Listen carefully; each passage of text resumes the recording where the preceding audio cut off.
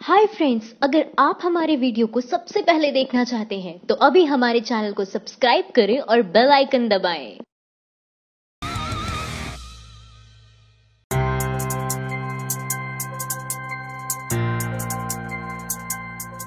जंतर मंतर पर हजारों लोगों ने लिया शपथ। बीजेपी का प्रचार करने वाली गोदी मीडिया का हम बहिष्कार करेंगे। हर साल 2 करोड़ रोजगार देने के वादे के साथ सत्ता पर काबिज हुई मोदी सरकार के खिलाफ अब बेरोजगारों ने मोर्चा खोल दिया है। दिल्ली में रोजगार गारंटी कानून की मांग को लेकर देश भर से इकट्ठा हुए बेरोजगारों ने रामलीला मैदान से संसद मार्च तक एक विशाल रैली निकाली। नौजवान भारत सभा, दिशा छात्र संगठन, बिगुल मजदूर दस्ता, Delhi state anganwadi workers and helpers union जैसे जन संगठनों के नेतृत्व में निकाली गई इस रैली में बेरोजगार की समस्या से जूझ रहे नौजवानों, मजदूरों, महिलाओं ने मोदी सरकार से भगत सिंह राष्ट्रीय रोजगार गारंटी कानून को पारित करने की मांग की है।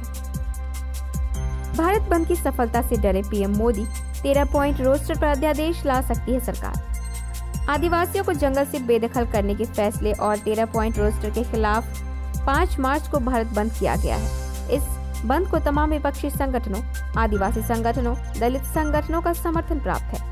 भारत बंद का असर बिहार, उत्तर प्रदेश, उड़ीसा, राजस्थान समेत देश भर में देखने को मिल रहा है। शायद यही वजह है कि मोदी सरकार अब बैकफुट आ रही है।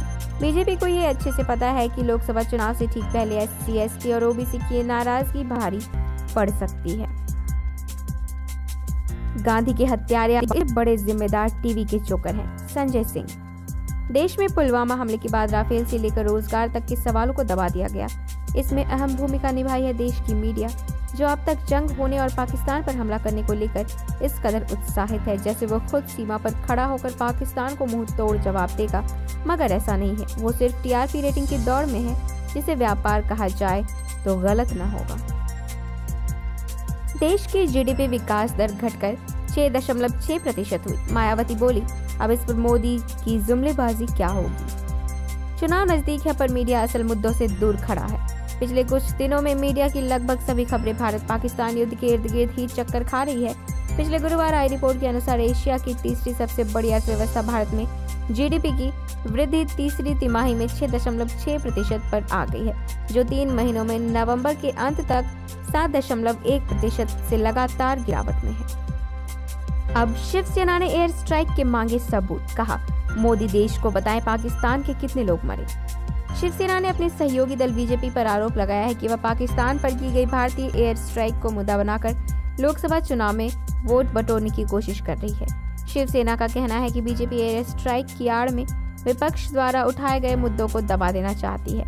शिवसेना ने यह बात अपने मुखपत्र सामना के संपादकीय में कही। इसके साथ ही पार्टी ने संपादकीय में यह भी कहा कि भारतीय एयर स्ट्राइक में पाकिस्तान के कितने आतंकी मारे गए, देश के नागरिकों को यह जानने का पूरा अधिकार है। वोट के लिए ये राम बेचते हैं तो कभी सेना का काम बेचते हैं। इन बहुरूपियों से सावधान, ये अपना धर्म ईमान बेचते हैं। भाजपा ने दिल्ली के सभी विधानसभा क्षेत्रों में नमो अगेन नारे के साथ विजय संकल्प बाइक की रैली निकाली। रैली की अगुवाई दिल्ली बीजेपी अध्यक्ष मनोज तिवारी ने की। इस दौरान मनोज तिवारी ने सेना की वर्दी पहनकर बाइक चलाई। पुलवामा हमले के बाद देश में बने सेना के लिए माहौल का फायदा बीजेपी ने यहाँ खूब उठाया। मनोज तिवारी का सेना की वर्दी वाली शर्ट पहनना भी इसी को दर्शाता है। वहीं बीजेपी कार्यकर्ताओं की बाइक पर विंग कमांडर अभिनंदन की फोटो और तिरंगा लगा हुआ था। सेना की वर्दी पहन वोट मांग रहे मनोज तिवारी पर भड़के अखिलेश यादव, बोले सेना और देश से माफी मांगे बीजेपी। भाजपा ने दिल्ली के सभी विधानसभा क्षेत्रों में नमो अगेन नारे के साथ विजय संकल्प बाइक रैली निकाली। रैली की अगुवाई दिल्ली बीजेपी अध्यक्ष मनोज तिवारी ने की है। इस दौरान मनोज तिवारी ने सेना की वर्दी पहनकर बाइक चलाई। पुलवामा हमले के बाद देश में बने सेना के लिए माहौल का फायदा बीजेपी ने यहाँ खूब उठाया।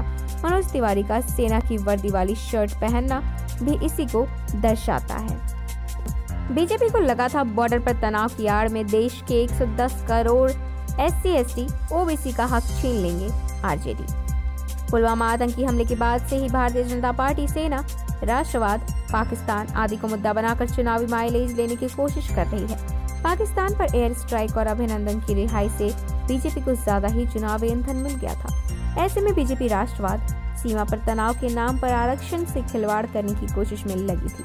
पुलवामा हमले के बाद बहुजन विरोधी 13 पॉइंटर रोस्टर का मुद्दा दब गया था। अडानी ग्रुप को 5 एयरपोर्ट देने का मामला भी दब गया था और आदिवासियों को उनकी जमीन से बेदखल करने का भी मुद्दा दब गया था। शहीदों के परिवार को 110 करोड़ रुपए देंगे मुर्तजा अली, संजय बोले। एनडीटीवी को छोड़ किसी ने नहीं दिखाई ये खबर।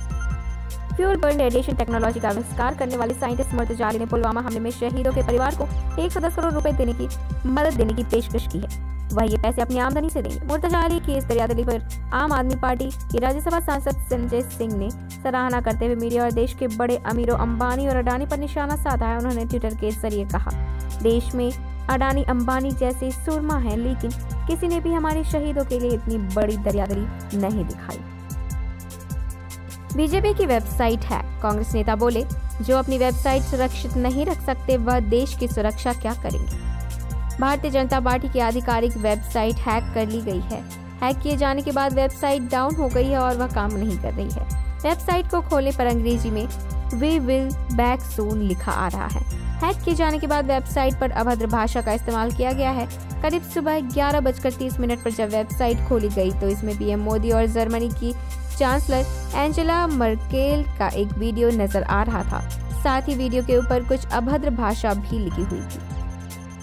नजीब की मां बोली, पाकिस्तान ने अभिनंदन को छोड़ दिया, एबीवीपी मेरे बेटे को कब छोड़ेगी। जेएनयू के छात्र नजीब अहमद की गुमशुदगी को तकरीबन 2.5 साल होने वाले हैं और अभी तक पुलिस और सीबीआई उन्हें ढूंढने में नाकाम रही है। जैसे जैसे वक्त बीत रहा है उनके मिलने की उम्मीद भी कम होती जा रही है। ऐसे में भी नजीब की मां फातिमा नसीफ ने अपने लाल का इंतजार करना नहीं छोड़ा है। फातिमा नसीफ को उम्मीद है कि जिस तरह भारतीय वायुसेना की विंग कमांडर अभिनंदन वर्धमान को पाकिस्तान ने छोड़ दिया और वह घर वापस आ गए, उसी तरह उनके लाल को भी एबीवीपी छोड़ देगी और वह घर वापस लौट आएगा। आरजेडी ने मोदी से पूछा, पुलवामा से लेकर अब तक हमारे 73 जवान शहीद हो गए, पाकिस्तान के इस दौरान कितने सैनिक मरे। पुलवामा हमले के बाद भारत पाकिस्तान सीमा पर लगातार तनाव बना हुआ है।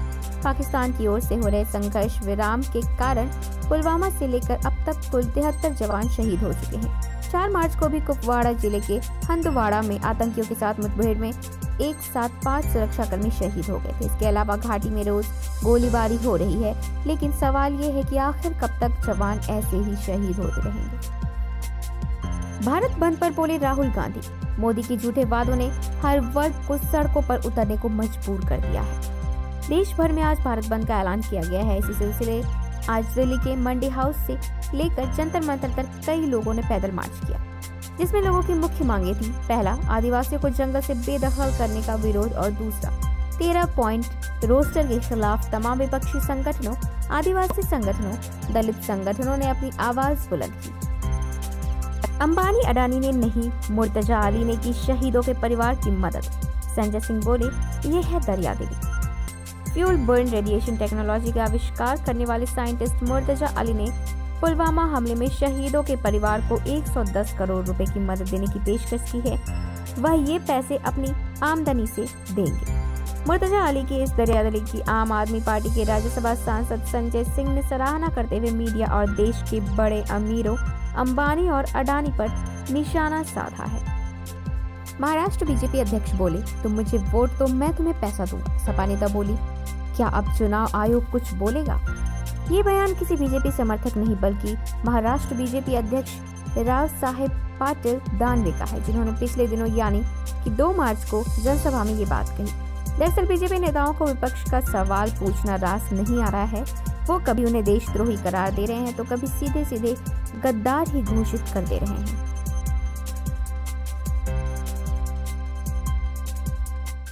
माइंड द न्यूज रूम की रिपोर्ट।